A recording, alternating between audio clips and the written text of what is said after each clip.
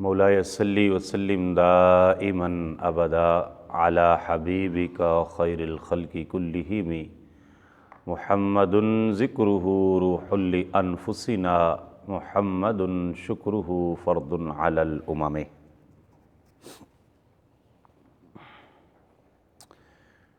नबी करीम सल्लल्लाहु अलैहि व आलिहि वसल्लम की उम्र मुबारक जब 14 साल हुई तो हर्बुल फिजार का वाक़या पेश आया।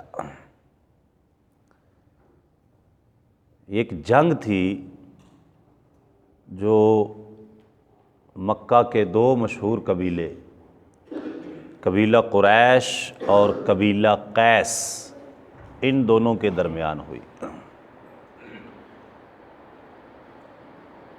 कबीला कुरैश आप जानते हैं कि नबी करीम सल्लल्लाहु अलैहि वसल्लम का कबीला था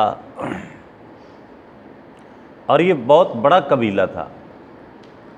इसको कुरैश कहने की वजह भी उलमाए सीरत ने एक ये बयान की है कि कुरैश समंदर की जो सबसे बड़ी मछली होती है उसको कुरैश कहा जाता है। जो बाकी तमाम छोटे मोटे जानवर समंदरी जो हैं वो उनको निगल जाती है, उसे कुरैश कहते हैं। तो ये कबीला कुरैश भी क्योंकि बहुत बड़ा कबीला था इसलिए इसको कुरैश कहा जाता था। नबी करीम सल्लल्लाहु अलैहि वसल्लम का ताल्लुक़ इसी कबीला कुरैश के साथ था, ख़ानदान बनु हाशिम से।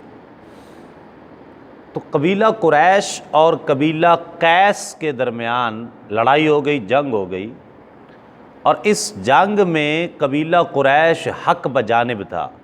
यानी जो लड़ाई की वजह थी, जो जंग की वजह थी, उसमें कबीला कुरैश जो था वो हक पे था और कैस की जानिब से ज़्यादती थी। तो इसलिए नबी करीम सल्लल्लाहु अलैहि वसल्लम के चचा ज़ुबैर, आप ख़ानदान बनु हाशिम के अलमबरदार थे। यानी झंडा आपको दिया गया था कि ख़ानदान बनु हाशिम की तरफ से आप रहनुमाई करेंगे, यानी आप सब की जो है वो सब की तरफ से आपकी निगरानी होगी। तो क्योंकि इस जंग में कुरैश हक बजानिब थे, हक पर थे, इसलिए लड़ाई में नबी करीम सल्लल्लाहु अलैहि वसल्लम भी उनके साथ मैदान जंग में तशरीफ़ ले गए। अगरचे उलमाए सीरत ने लिखा है कि नबी करीम सल्लल्लाहु अलैहि वसल्लम ने बनफ्स नफीस या बज़ाते ख़ुद ना तलवार चलाई, ना किसी शख्स को कत्ल किया, ना प्रैक्टिकली लड़ाई में कोई हिस्सा लिया। हाँ, आप मैदान जंग में ज़रूर मौजूद होते थे, बल्कि आपके वजूद की ये बरकत थी कि जब नबी करीम सल्लल्लाहु अलैहि वसल्लम मैदान जंग में होते, वहाँ पर मौजूद होते, तो कुरैश का पलड़ा भारी रहता। जब हुज़ूर अलैहिस्सलाम मैदान से बाहर आते आराम के लिए किसी काम से, तो फ़रीक़ मुखालिफ जो है वो गालिब आने लगती। तो सब ने नबी करीम सल्लल्लाहु अलैहि वसल्लम से ये रिक्वेस्ट की, ला तग़िब अन्ना, आप हमसे दूर ना जाया करें, इसलिए कि जब तक आप मौजूद होते हैं लड़ाई में हमारा पलड़ा भारी रहता है। तो बहरहाल ये जंग जो है वो चलती रही और फिर जो है वो तकरीबन 6 दिन के बाद ये जंग रुक गई और हालात अपने मामूल पर आ गए। तो ये था एक हर्बुल फिजार के नाम से ये मशहूर हुआ ये वाक़या। उसके बाद एक और वाक़या आता है हल्फुल फ़ज़ूल। हल्फ आप जानते हैं कि हमारी ये उर्फ़ में भी मशहूर है, अभी हल्फ उठाना है, अभी कसम उठानी है, हल्फ उठाना है। हल्फुल फ़ज़ूल, फ़ज़ूल का हल्फ, वो कसम उठाई गई, ये एक वाक़या पेश आया। ये क्या था? ये ऐसे हुआ कि जंगे फिजार के बाद जब हालात कदरे मामूल पर आ गए, कबीला ज़ुबैद का एक शख्स सामान बेचने के लिए मक्का मुकरमा में आया। बाहर से सामान लेके आया था कबीला ज़ुबैद से। सामान बेचने के लिए आया तो उसका सामान मक्का का एक बहुत बड़ा चौधरी और बड़ा नामी गिरामी शख्स आस बिन वाइल। आस बिन वाइल ने वो सामान ख़रीदा, अमाउंट काफ़ी थी, सामान काफ़ी था, अमीर आदमी था, इसने वो सामान ख़रीद लिया। सामान ख़रीद करके पैसे देने से इनकार कर दिया, पेमेंट नहीं करूँगा। अब वो बंदा मुसाफिर था, गरीबुल वतन था, परदेसी था, बाहर से आया हुआ था सामान लेके, ग्राउंड रियलिटीज़ से इतना वाकिफ़ नहीं था कि यहाँ पर किस बंदे का क्या किरदार है और किसका क्या बिहेव और रवैया है। तो जब आस बिन वाइल को सामान दिया और उसने पेमेंट करने से इनकार कर दिया, काफ़ी मिन्नत समाजत की, लोगों से कहा, लेकिन आस बिन वाइल के सामने खड़ा होने के लिए कोई शख्स तैयार नहीं था।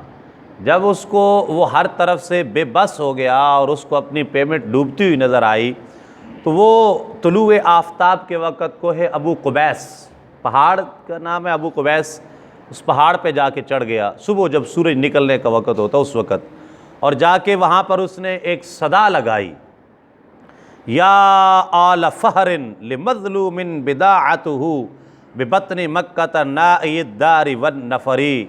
ए ख़ानदान फ़हर या फ़हर के लोगों, तुम्हें एक मज़लूम मदद के लिए पुकार रहा है, जिसका साजो सामान मक्का में छीन लिया गया है और जिसका घर और ग्रोह यहाँ से दूर है। अब वो बेचारा अपनी मज़लूमियत का जो है ना वो प्रचार कर रहा है कि जी यहाँ से मेरा घर भी दूर है, ख़ानदान भी दूर है, कोई मेरी मदद भी नहीं कर सकता और मेरा सामान भी छीन लिया गया है। ए आले फ़हर, तुम मेरी मदद करो।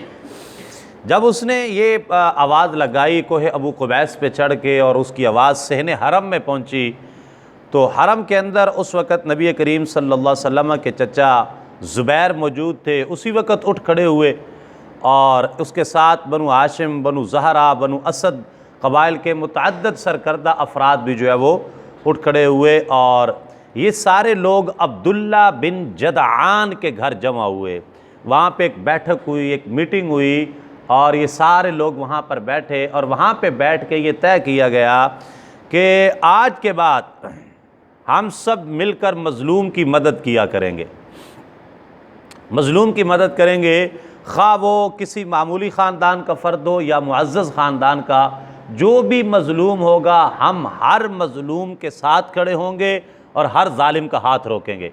ये वहाँ पर बैठ के एक एग्रीमेंट हो गया और इस एग्रीमेंट को हल्फुल फ़ज़ूल का नाम दिया गया। अब्दुल्ला बिन जदआन के घर ये एग्रीमेंट लिखा गया और इसको अब फ़ज़ूल कहने की दो वजूहात बयान की हैं उलमाए सीरत ने कि इसको फ़ज़ूल, हल्फुल फ़ज़ूल क्यों कहते हैं। हल्फ का माना तो कसम हो गया, हल्फ हो गया, और फ़ज़ूल क्यों कहते हैं उसकी दो वजूहात हैं कि एक तो इसमें ये अल्फाज थे तुरद्दुल फ़ज़ूल अला अहलिहा, यानी जो माल होगा, जो फालतू सामान, जो चीज़ें होगी, वो उस माल का जो मुस्तहिक़ शख्स है उसको लौटाया जाएगा।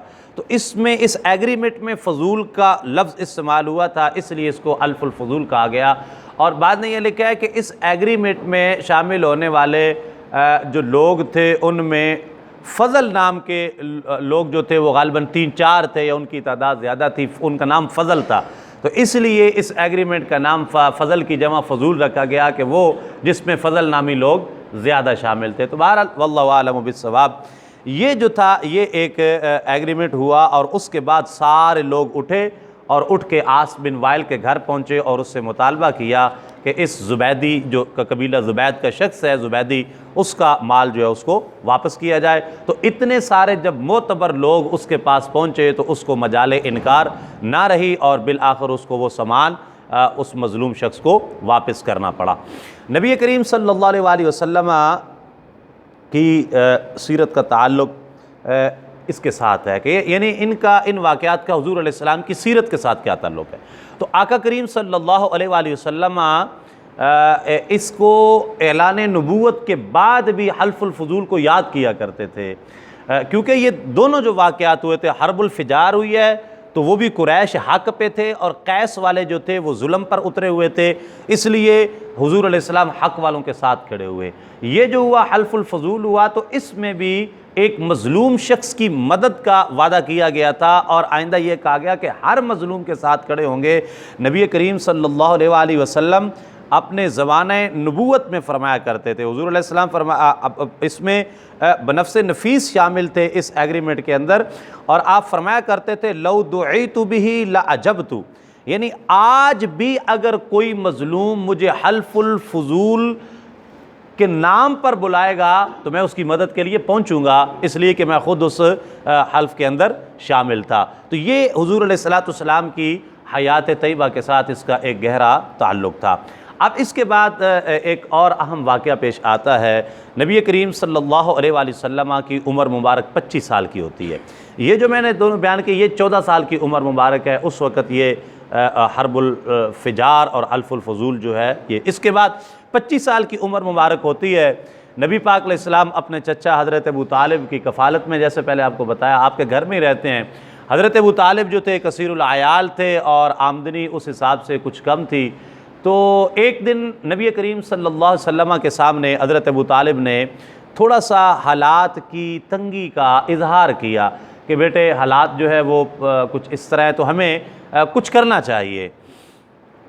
क्या करना चाहिए? ख़ुद ही एक तजवीज़ उन्होंने पेश की। कहा कि मेरा दिल तो नहीं करता कि मैं आपको एक लम्हे के लिए भी ख़ुद से जुदा करूं या कहीं दूर भेजूं कि कोई आपका बदख़्वा आपको नुकसान ना पहुंचा दे। मैं कोई एतबार नहीं कर सकता, लेकिन हालात ऐसे हैं कि हालात की मजबूरी की वजह से कोई स्टेप हमें लेना भी पड़ेगा। तो बेटे क्यों ना हो, मक्का का एक तिजारती काफ़िला बिल्कुल तैयार है, मुल्क शाम जाने के लिए सामान लेके जा रहा है। तो हज़रत खदीजा जो हैं उस वक़्त वो अपना सामान जो है वो भेजती हैं किसी न किसी शख्स को दे के।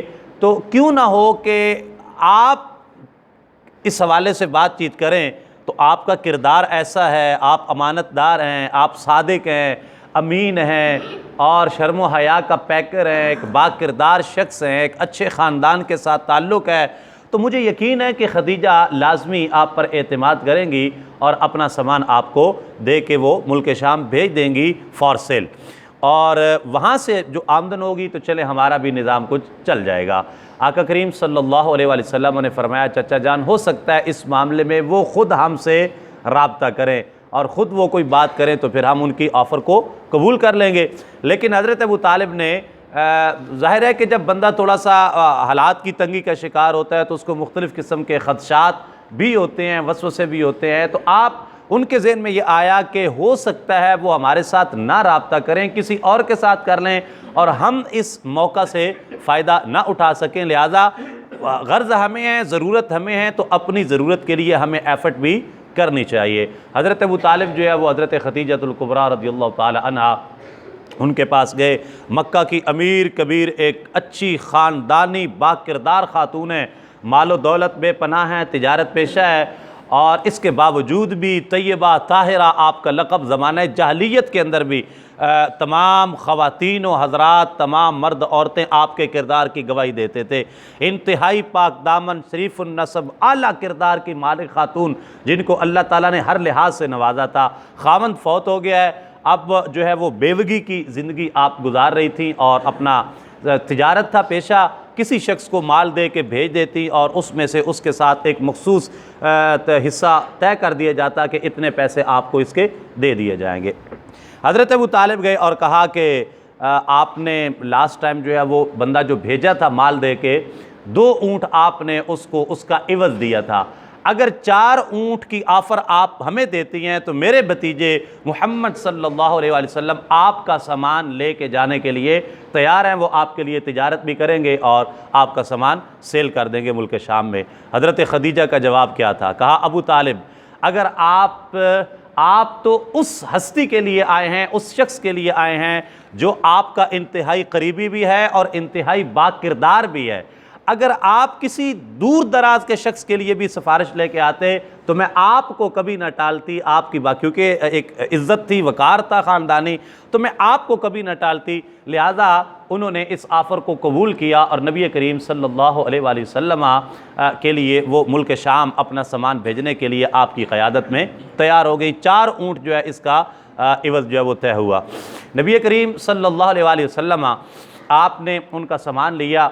हज़रत खदीजा ने आपकी खिदमत के लिए अपना ग़ुलाम मैसरा भी आपके साथ भेज दिया कि आप जाएं, रास्ते में अगर कोई मसला मसाइल को परेशानी आती है तो आपने इनकी हेल्प करनी है, मदद करनी है। आका करीम अलैहिस्सलाम सामान लेके चल पड़े। रास्ते में एक अजीब वाक़या पेश आया। हर लम्हा आँखों वालों को निशानियाँ दिखाई जाती रहीं। नबी पाक अलैहिस्सलाम की अज़मत व शान का ऐलान नबूवत से पहले भी गाहे गाहे इजहार होता रहा।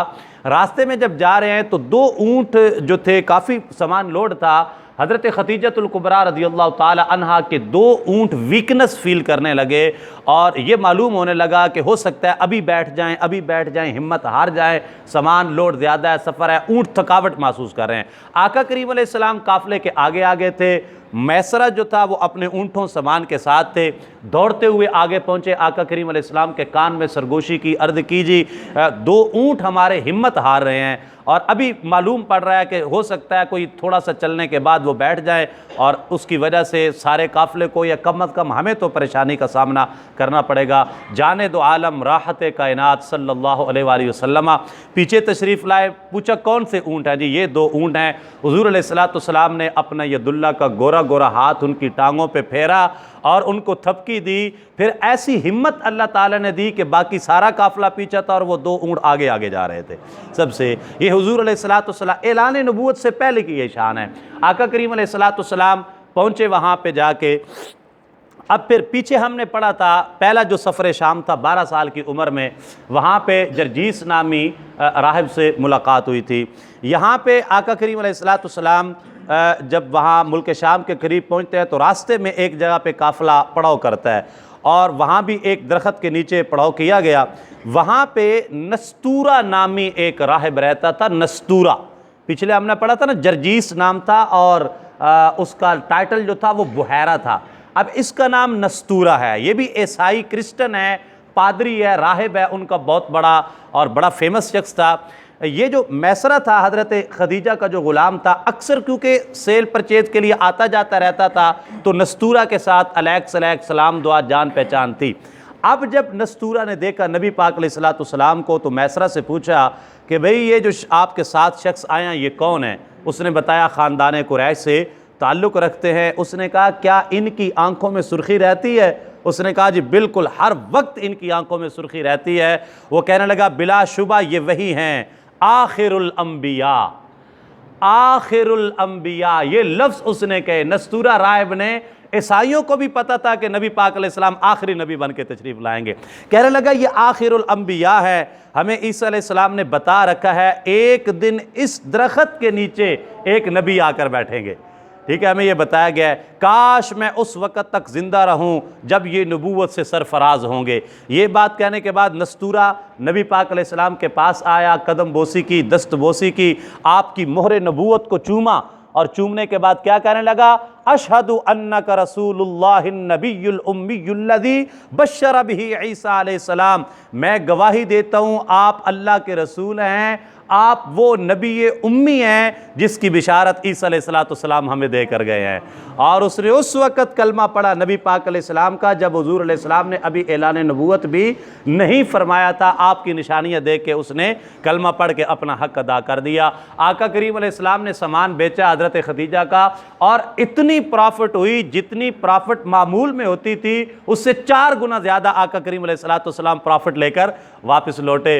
और जब वापस आए और वो उनको हज़रत खदीजतुल कुबरा रज़ियल्लाहु ताला अन्हा को सामान वापस किया और उनका प्रॉफिट भी, तो मैसरा कहने लगा कि ऐसा मुनाफा हमें आज से पहले कभी किसी तिजारत में नहीं हुआ जितना इस दफ़ा हुआ था। तो उसके फिर एवज़ में हज़रत खदीजतुल कुबरा रज़ियल्लाहु ताला अन्हा उन्होंने भी जो एग्रीमेंट दिया था कि मैं इतने पैसे दूंगी, उससे भी डबल उन्होंने आका करीम अलैहिस्सलाम की बारगाह में पेश की। अब इसके बाद जो होता है कि फिर हुज़ूर अलैहिस्सलाम का निकाह हज़रत खदीजा के साथ होता है। और आज देखें कैसा उसने इत्तेफाक है। मेरी ये कोई प्लानिंग नहीं थी, ऐसे चल रहे हैं एक अल्लाह के आसरे पे हुज़ूर अलैहिस्सलाम की सीरत पाक का बयान। आज अम्मा जी खदीजतुल कुबरा का बयान भी आ गया और 10 रमज़ानुल मुबारक उनका यौम विसाल भी है अम्मा खदीजतुल कुबरा रज़ियल्लाहु ताला अन्हा का। ठीक है, सी अमा पहली माँ कहफ़े अमनो अमा हक गुज़ारे रफ़ाकत पे लाखों सलाम। आज ये खदीजतुल कुबरा रज़ियल्लाहु ताला अन्हा वो अज़ीम खातून है जिनके लिए अल्लाह ताला ने सलाम भेजा। गारे हिरा पर जब आप खाना लेकर जा रही थी, जिब्रील अमीन हाजिर हुए, या रसूल अल्लाह सल्लल्लाहु अलैहि वसल्लम, ये खदीजा चल के आ रही हैं, आपके लिए खाना लेके आ रही हैं, अल्लाह ताला उन पे सलाम भेज रहा है। यानी तो इंशाअल्लाह इस निकाह की तफसील जो है, ये अज़वाज मुतारात का जब बयान आएगा तो वहाँ पर तफसील बयान करूँगा इंशाअल्लाह कि नबी पाक अलैहिस्सलाम का निकाह मुबारक हज़रत खदीजा के साथ कैसे हुआ और फिर वहाँ पे क्या क्या मामलात हुए, वलीमा कैसे हुआ, हक महर कितना रखा गया, और फिर उसके बाद इंशाअल्लाह इसके बाद एक अहम वाक़या है ऐलान नबूवत से पहले खाना काबा की तामीर का, उसमें नबी पाक अलैहिस्सलाम का बड़ा मेन किरदार था। वो बयान करने के बाद फिर नबी पाक अलैहिस्सलाम की जो 40 साल ज़िंदगी है ऐलान नबूवत के बाद, उसका आगाज़ होगा। अल्लाह ताला मुझे आपको आका करीम अलैहिस्सलाम की सीरत पर अमल पैरा होने की तौफीक अता फरमाए।